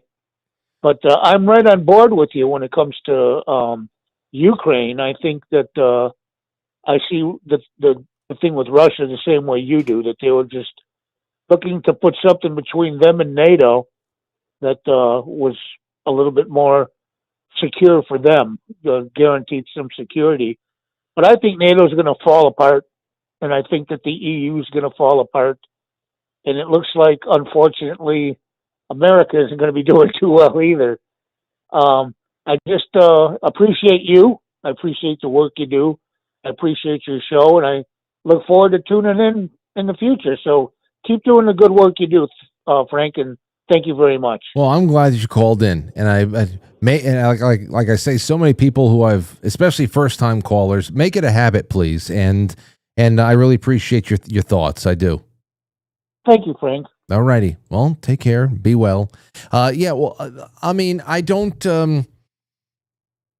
I'm pretty sure that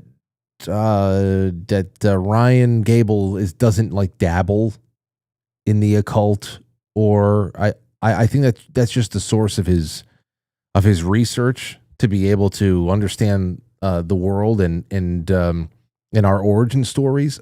I don't know what kind of a spiritual life he has and what he apply other than taking interest in what people and groups and nations, civilizations have believed, and what ideologies have driven those nations to either develop, rise, split apart, go to war, all that other stuff.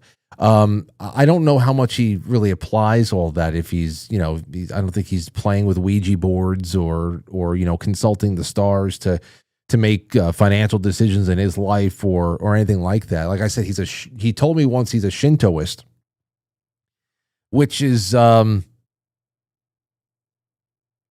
think it's polytheistic. I think it's more like harmony with nature, kind of a, not necessarily Wicca. I don't know what kind of ritualistic life there is. I think it's a little, I don't know how really regimented that is. He's the only Shintoist I've ever met in my life. But like I said, his research is interesting to me, and I like to hear more about that. Okay, let's take another call. 413, you're on the air. Go ahead. Hey, Frank. Grady from Mass. Grady, good to have you. How you doing? All right. Heavy subject tonight. Heavy subject tonight. So I thought maybe it was a time for a little bit of Rude Tuesday humor. Oh, good. Give me some humor. What do gay termites eat? What do gay termites eat? I don't know, Grady. Woodpeckers. What, woodpeckers? Yeah. Oh, that was good. I thought you'd like that. No, that was very good. Okay. What do gay termites eat? Like that, I'm gonna have to remember that one. That's nice. That's a little elevator pitch joke. I love it. Okay, take care now. All right, have a good one. You see, he called up. He gave us a woodpecker joke, and away we go. Away we go. Yeah, I can't wait to put this all behind me. This subject. It's Monday and Tuesday. Talked about it for 2 nights. Let's see. Oh, I actually just got a message from Ryan Gable. Since people ask, Shinto isn't a religion, it's just a way to live. Duties and responsibilities. Prayer is just to direct your inner thoughts. Just got a message. for those of you who were genuinely curious and not plotting a crusade right now as we speak. But all right, let's take some voice. Actually, we have a couple of voicemails here. Got a couple of voicemails. Here is one from, I got a voicemail from Accidentally Gay. Let's see what they have to say. Frank, good news. The Ayatollah has fallen, and I'm not gay anymore. That's right. I'm not gay anymore. So if you excuse me, I'm going to go fuck my wife. All because, well, I wonder if the Ayatollah was like, that was the thing that popped it all off. I don't know. Anyway, I'm sorry, everybody. I didn't see that one coming. I hope the children weren't around for that one. Anyway, here's one from Paul. Hey, Frank. Tonight's show was a good one. I think you did the right thing in breaching the subject and allowing all opinions. I think that is an important thing in this time. Everybody thinks they have the ultimate answers. I have spent most of my adult life in forward areas. I do not claim to have all of the answers. I have a lot of questions. I also understand that we have to listen to intelligent, articulate, differentiating opinions, with the exception of screeching, blue-haired, bone in their lip liberals with TDS. Fuck them. But people with intelligent and articulate opinion, I think that we all, myself certainly included, can learn from them. And I think you did the right thing. You're a good guy. God bless. Well, thank you, Paul. I appreciate that. It doesn't matter, as you can see. You can listen. You can allow people to express their opinions, and there will be protests sometimes. But I think that the core of this audience, and even the outer shell, not even just the molten core, but even the outer shells, are really made up of people who crave different types of conversation, even if they're challenging and sometimes a little offensive. It's all right. It's okay. I wonder what would the experience of the audience had been like? Would I have gotten any shit if I hadn't talked about it at all the last 2 nights? Maybe it would have been great. I definitely wanted to pivot now for the rest of this show and Wednesday and Thursday and everything else. And unless there's any major updates, and of course the wrapping up of operations, that would be nice to get little updates like that. But man, I have to imagine you guys are going to see a lot of this stuff. You know, when I first started broadcasting 20 years ago, the first 10 years, like I always say, was not a purgatory, but it was a boot camp. 10 years to try to find my voice as a broadcaster, to take all of my entertainer proclivities, everything I had been raised with, being on stage, the musical aspect of it, the theatrical aspect of it, getting more and more interested into how the world works and books and culture and film and all that other stuff, and just trying to find something, to find some momentum and seeing a path forward and just building the dream and sticking to it. There was no audience. So I was in a boot camp because the audience didn't exist. And then hitting a stride just as the audiences are starting to appear, because that breakaway from mainstream media for everybody, even for the blue pilled, was just that was starting to happen. People wanted authenticity. So even if they were looking for, makeup tutorials or cooking shows or whatever the hell it was, they just wanted a little bit less glitz. They wanted a little bit less makeup, and they wanted a little bit less production value. They just wanted to feel like they were in somebody's kitchen. They wanted to feel like they were in somebody's powder room, And now that all the audience is here, and also there are hundreds of thousands of broadcasters, Now I feel like the next, as we had 10 years of build up in boot camp, 10 years of growth. And now, especially, it's really started a few years ago, but now the real thing is I believe that the next 10 years is just surviving and pushing past and innovating past all the people who are definitely going to quit along the way. You got to outlast all just this rush of white noise nonsense. There's a lot of it. It's a world of billions of people. However many billions you think, billions of people live in this world, and many of them have taken to the internet and done wonderful work and continue to do wonderful work. And there's many people out there who have yet to even introduce themselves and their concept for whatever stories they want to tell, whatever they want to do, whatever movies they want to create, whatever the hell it is. It's great. But that's the whole thing here. I think right now it's just about finding a way to cut through the noise, because there's a lot of people who are just shouting and screaming and putting all their eggs in one basket. They're either all for one thing or all against another thing, and that becomes like the all of their personality. You know, a lot of the primary dedicated QAnon broadcasters are not around anymore. The smart ones started seeing the writing on the wall and started incorporating new aspects to their show, started taking on a little bit more moderate views of what the upside of Q was and all that stuff, and how it still could be applied in analyzing how the news was. But there's a lot to be said about how the new media approaches the news and what people think they have to do to really kick up or make a show good, and how much slow and steady wins the race, I think, for most things. And it's been not by choice, slow and steady for me, that's for sure. Okay, let's go. One more. This is from Todd. Here we go. A great day in the news, he said. Frank, this is Problematic Todd.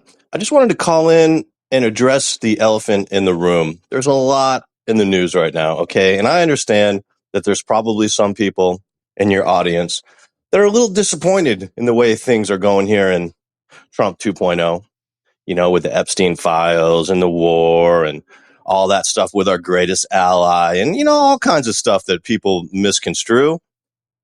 I'm not one of them, Frank. I'm here to tell everybody, don't panic. The panic is in D.C. because we caught them all. The first arrest will shock the world because there's thousands of indictments that are about to be unsealed and stuff. We just got to trust the plan. Sit back with our popcorn and enjoy the show. Folks, listen, Trump is playing 5D chess, and everything he's doing is actually the exact opposite of what he really means. All we got to do is vote for JD Vance in 2028, and things will be fine. We got him right where we want him. Wow. That was like a greatest hits album. Holy shit, Todd. I get it. Okay, I get it. All right, well, there's that. Okay, shifting gears just a little bit. The Jeffrey Epstein, speaking of Jeffrey Epstein, we were talking about, is he alive? Is he dead? One way or another, he's no longer a playable character. Well, Jimmy Dore put something out there. I mean, I had not noticed this, and I really didn't go into the files too much, and there could be maybe alternative reasoning for what I'm about to show you. But since Jimmy Dore actually pulled this all together, I might as well just show you what he found. And I think it's pretty compelling stuff. And of course, it says, is Jeffrey Epstein alive? And at the very least, there's no way that the body that was examined for the autopsy after he was pronounced dead was actually his. And why would that be? Why is it impossible, according to Jimmy Dore, for Jeffrey Epstein's body that went through this autopsy to actually be his? Well, listen to this. So there's been a shocking development in the Jeffrey Epstein saga, and it's almost conclusive proof. It's as close to conclusive proof, I guess, as we can ever get that he's not dead. Jeffrey Epstein had his prostate removed. And how do we know? Because it's in the Epstein files. Here it is. You have high testosterone and still have a need for Viagra because you don't have a prostate, right? Jeffrey Epstein. Correct. So he didn't have a prostate. Here's another one. A patient, Epstein, Jeffrey. This is from LabCorp. This is in the files. It says after radical prostatectomy. So he had a radical prostatectomy. This is from the autopsy of Jeffrey Epstein. His bladder had 5 milliliters of cloudy yellow urine. The prostate is slightly and diffusely enlarged with marked enlargement of the vermilabitanum. The testes are unremarkable. Boy, you don't want to hear that about your testes, do you? Grok, is it possible to grow a replacement prostate? Grok says no. It's currently not possible to grow a full replacement prostate gland for clinical use in humans. While research has made impressive progress in understanding prostate regeneration and creating lab-grown models, no technology exists today to produce a transplantable, fully functional human prostate replacement suitable for implantation. So no. If Jeffrey Epstein autopsy notes the health of his prostate, but it's known that he had previously had it removed, then he either miraculously grew a new one or that wasn't his body. There's really no other conclusions to be had. I agree with you, Awakened Outlaw. I agree with you. He didn't have a prostate, and the body that went through the autopsy did have a prostate, conclusively proving that that is not Jeffrey Epstein's body that they showed us. Jeffrey Epstein is 100% still alive. I mean, that's crazy. That's crazy. Talk about Easter egg. That is nuts. So, I mean, you take that one to the bank. You let me know what you think about that. I mean, I just say, damn, no prostate. Now, the other question is, people say, okay, well, who did did they even do an autopsy? Did they just say, was it just slop? I don't know. It doesn't matter. Doesn't matter. Why wouldn't they not? No matter how he was killed, if it really was him on the slab over there, then you wouldn't find it. You wouldn't find a prostate. Wouldn't be there. I even hate thinking about it. Damn prostate. I hate how much stuff we have inside of us. I really do. All these fucking glands and organs. I know I come around to saying this every couple of years. It's just like, stop being in me. And everything, so many things can go wrong with everything. Every little thing. There's a syndrome for every little thing in you. Everything's just in there jiggling and sloshing around. Fucking gross.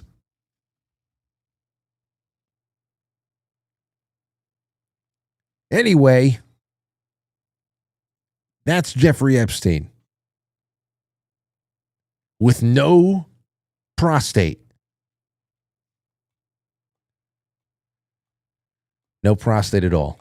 He ain't got no prostate. He ain't got no blood. We had, can you imagine that was in the autopsy?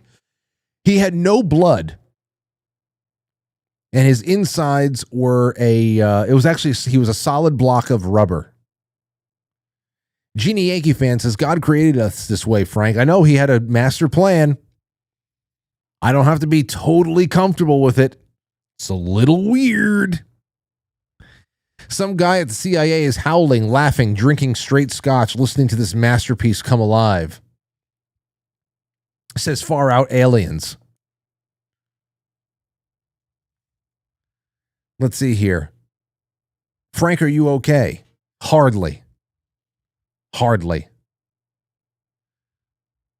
Let's see here. Desert Fairy Chick says, call Dilly, Frank. I'd love to, man. I really would. I really would. But I don't think this audience is for him anymore. Let's see. I love Dilly. I love having him on. I wish I still had him coming by. I really do. Let's see. What else? I'm just reading the general chat right now. That was a test clone. He didn't get quite right. That could be. It could be. Could be. Bunch of Dilly love in the chat. So that's what I told him. I said, man, come on, man. It's a chat room. There's a lot of mixed people in there. Who cares? Just don't read it and just talk to me. Talk to your friend. But there you go. Okay. Dewdrop says, home on Wi-Fi. Hello to all. All right. Now here's the next thing, everybody. We got the 5 wildest moments from Hillary Clinton's fiery Epstein deposition has been pulled together by Memology 101. You ready? Let's do it.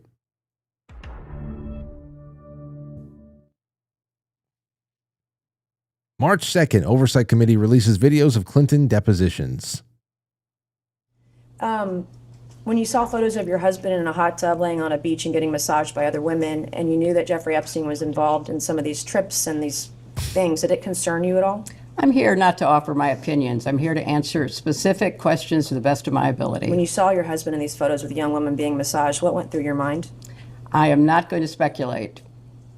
You didn't Speculate about what you felt? have any feelings about young women massaging your husband? Who's asking this question right now? You have any feelings about these young, hot, hard-bodied women? You know? I'm not talking about the underage ones. I'm talking about the ones who are just young and hot. What do you feel about that? Because you were already in your 40s back then, Hill. What'd you think about these women half your age in their 20s, hot? You can bounce quarters off of their like she's like, what? You could tell she wants to get her just mad. Or Hillary didn't give a shit. They had a marriage of convenience, no doubt about it. I am not going to offer opinions or speculation about anything that I have no context for and was not there. Well, we know you weren't there. You weren't invited when all these young, hot. What do you think of the young, hot massages? And we know you weren't invited. This is obviously a boys' trip, you know? What did that... talk a little bit more about how that made you feel, Hill.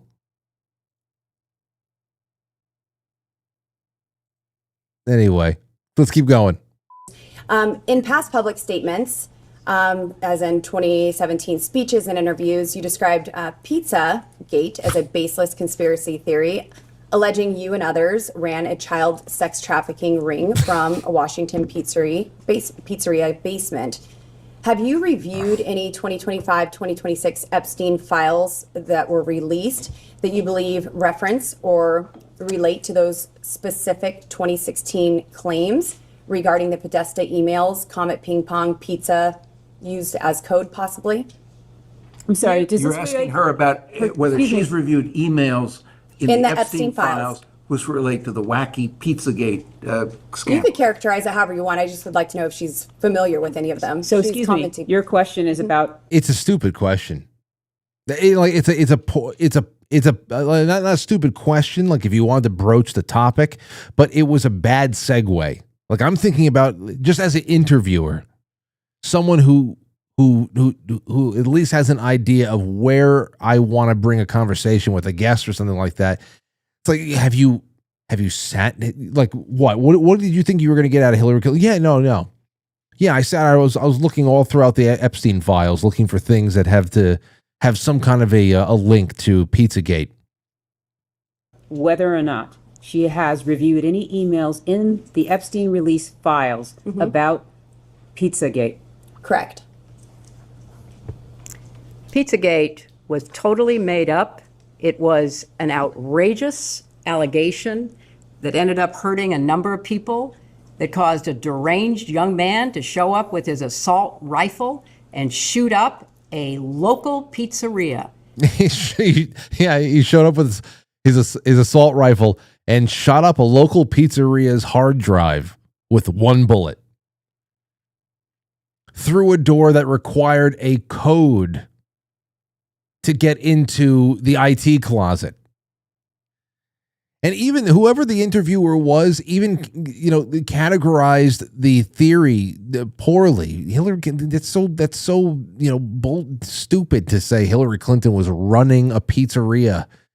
I mean, that's not what it was. It actually seemed like a couple of blocks around there was just like a hotbed of very strange organizations that had very strange online presence and were very quick to scrub everything and mischaracterize everything from not only, what was on their social media at one point, but even the makeup, the physical makeup of their locations, whether they even had basements or not.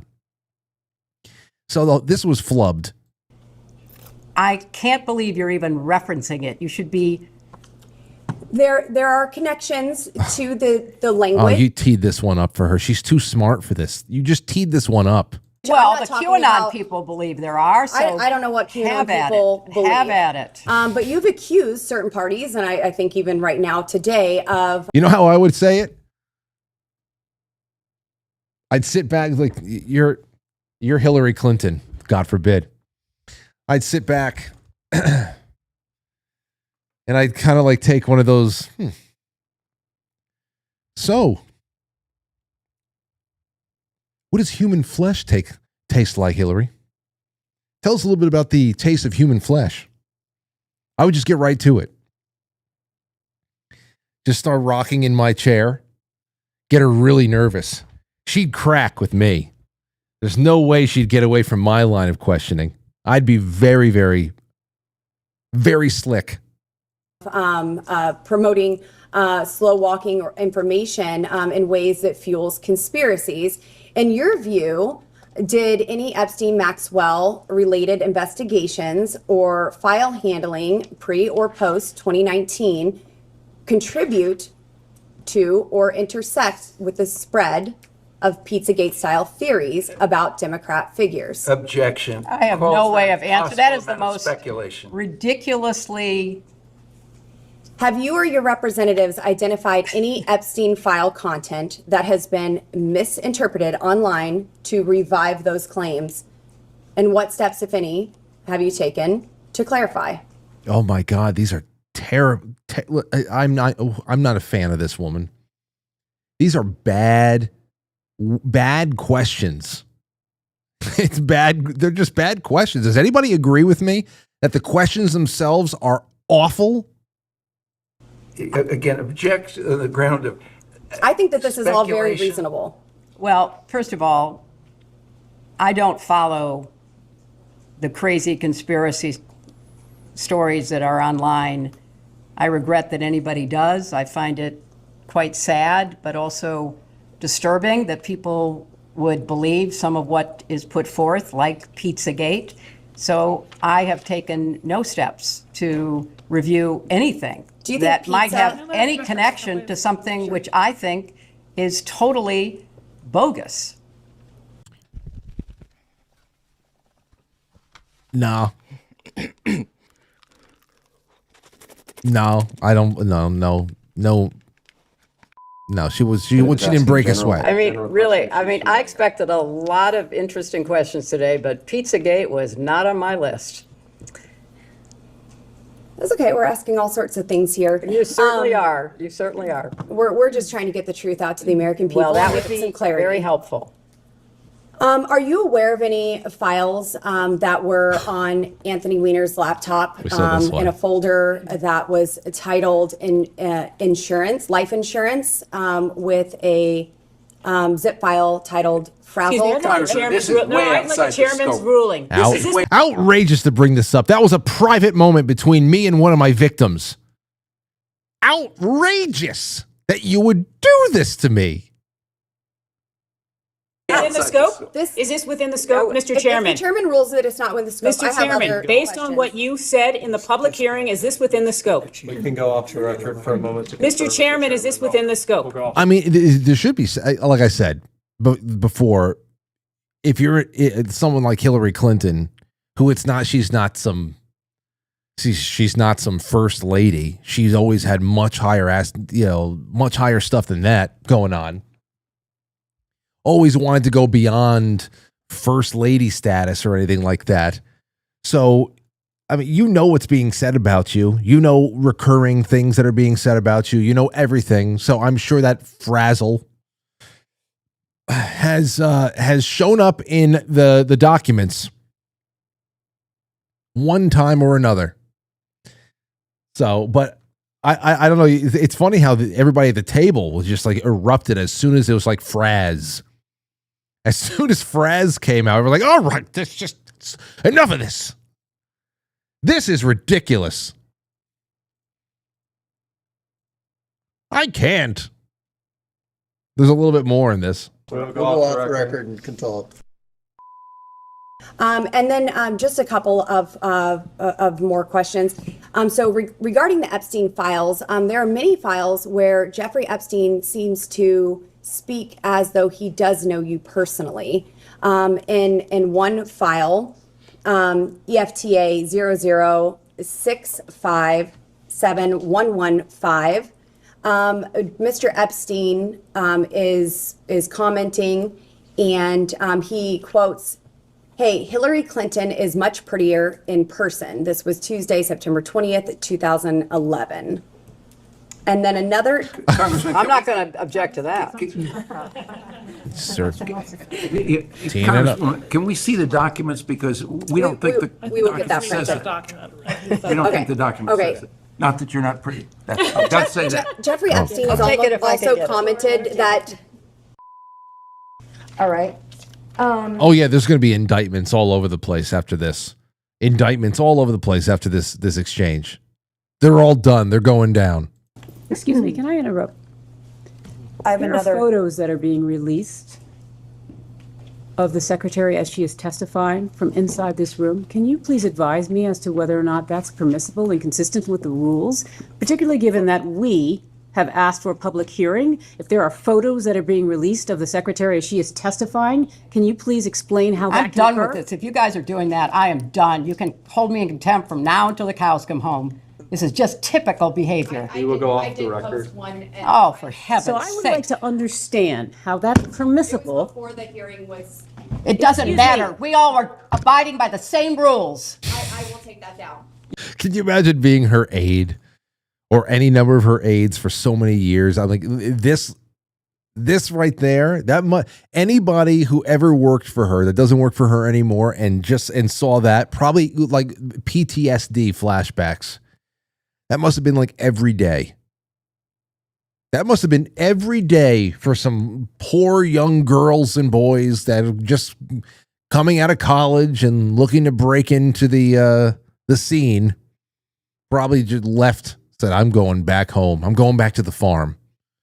I'm going back to the dairy farm. Live some kind of a Hallmark existence. I'm going back to the pumpkin farm, the pumpkin patch. Start myself up a little cafe. That's it. One semester with Hillary. Hallmark. That would be it. That would be it. It would be the opportunity to go work with Hillary Clinton. Like Hillary Clinton finally gives you an opportunity to make the one big step up in your political career, but you get called home because your father, who owns a small cafe in town, he fell off a ladder and broke his leg, and now you have to go, oh, your father broke his leg. I'll be home. You get there. You reconnect with your high school boyfriend. Hillary Clinton is calling you. All right, you get back or it's over. And you have to make the choice between, oh, do I really want this, or do I want like to live like a human being here in something or another, Iowa, or Idaho. Iowa is like Idaho and Iowa getting together and making a baby. That'll be a new state one day, somewhere. They'll make room for it. They'll make room for it somewhere in the country, where the Idaho. Now, Bill Clinton, he used to be a lot more sharp. Said that before. Bill knows. Let's see here. They're asking about, Nancy Mace is asking him questions about Jeffrey Epstein and how Jeffrey said that Bill likes them young. But look where he goes with this. Ready? That's 8:59. Shit. Last thing we're going to do. Hold on. The witnesses who testified in the Epstein cases that Epstein said, you quote, like them young. Why would Epstein say that about you? Are you asking his opinion? You're asking him to think about why Mr. Epstein would say Correct. something Why about would, him? why would Epstein say that So about she's the asking you president? to try to be in Mr. Epstein's mind and guess at what Mr. Epstein would have thought Okay, about. what is it? Like a medical aid over here. Thanks for the translation. Thanks for the translation. I hate lawyers. I mean, I know in a situation like this, you need to be just surrounded by an electron cloud of lawyers. But watching them operate sometimes, especially if you don't like the defendant, ugh. Clinton likes them young, referring to girls. First of all, that's not true. What's not true? That I have any interest in underage. I didn't say underage. I said young. But it's still not true. It's still not true. I don't like young. I like young, hot, youthful women. No, it's not true. It's always just been my wife, Hillary. She's just always done it for me. It's just that's all I ever needed. Me, Bill Clinton. That's always I've always needed. God, I mean, this was an easy one. This was an easy one right here. I mean, I could have talked him through that one. What do you, all he had to say is, well, I don't like old women. Now, not that I care if he gets rung up, and I do believe it is underage and God knows what else.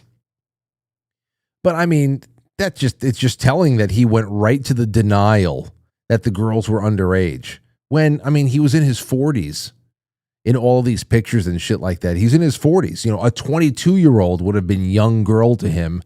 30 would have been young to him back then. You know, there was a point where he looked like he was flipping through pictures. I have it over here. And it almost looked like he was reminiscing fondly. Like the golden past. Take a look at this. His lawyer, here's the caption. Bill Clinton smiles while looking through old Epstein photos. His lawyer takes them away from him. Hold on.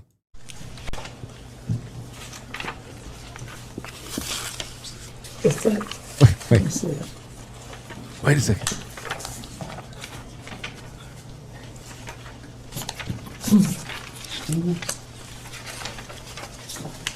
Okay. Yeah, wait, let me see that again. Ah, good times, yes. Look at this one. Oh, I love Mr. it. President. Yeah, well, like I said, I was never there. Like I said, I was never there. Or I was only there for 5 minutes. I don't know who these people are. I was only there for 5 minutes, and that's what I have. Oh man, there's so much, and we're gonna have a lot more fun tomorrow night. Hey, listen, we're not even done tonight. We're going to the flip side right now. Quite Frankly.tv, right until 9:30. Just an extra 27 minutes when all the lights go off in here. But thank you so much for hanging out tonight. I also just would like to thank again to close my sponsors, KetoBrainz.com, and now I would tell you all. On Keto Brainz website, under the Shop Now button, I mean, you're going to see salty electrolytes there. All of the Quite Frankly codes apply to these electrolyte packs. I think it's a box of 30 or something like that. Let me tell you something. Get these packs. Me, I don't like things that are flavored with like stevia because these are keto friendly, so they won't break your fast. But she sent me a couple of strawberry electrolyte packs, and it took me months and months to use it. I used it I knew I was going to the Metallica concert with Anthony. On the ride back from Metallica, I was planning on dropping the electrolyte pack into my water so I would just, wouldn't fall asleep on the ride back home from Philadelphia. And I'll tell you something, man. There's a tang to it. The strawberry I love. So now I have a whole box. I have like 1 pack a day. Look into how chronically dehydrated we are. And next time you go to Keto Brainz website and you get yourself some Keto Brainz, make sure that you get yourself a box of these electrolyte packs, the salty. There's unflavored ones there too. And keep it in your bag, your gym bag, your truck, your car, whatever the hell it is. Have one a day or use it whenever you need it. It's been like a cheat code for me in just sleeping throughout the night, and not, if I'm getting hungry or something like that, it kills my hunger. Kills my hunger, and I do not go for the goat cheese and the pretzels. Okay? Until the summer comes around. I don't know. It's just easy for me to cut off eating at 5 o'clock in the summertime. I don't know what the hell it is. But I'll tell you, thank you so much to Molly.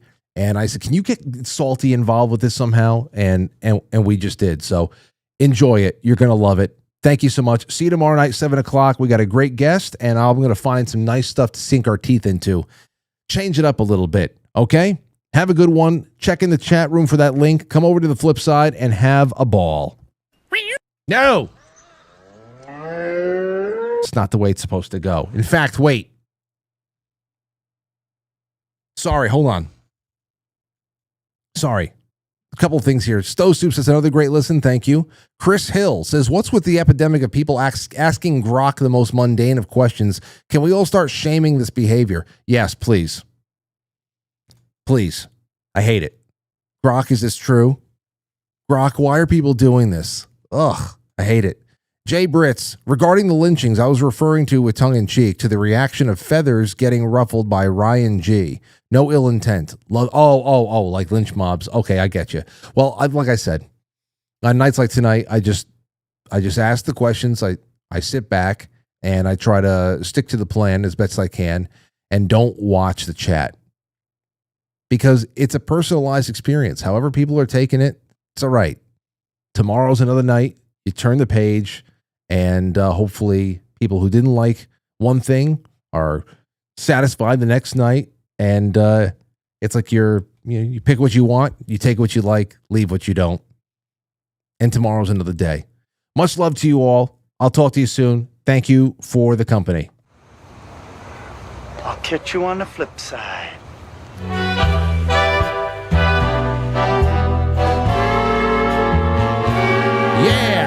Quite Frankly's film before a live studio audience, and I love you all. Thank you so much for the time here tonight. We are not done, though. We're going until the lights go off, friends. I'm dropping that into the chat room, but if you don't see the link, if you don't know where the hell did he drop it, just go to quitefrankly.tv and press play, and we'll be there for the next few minutes.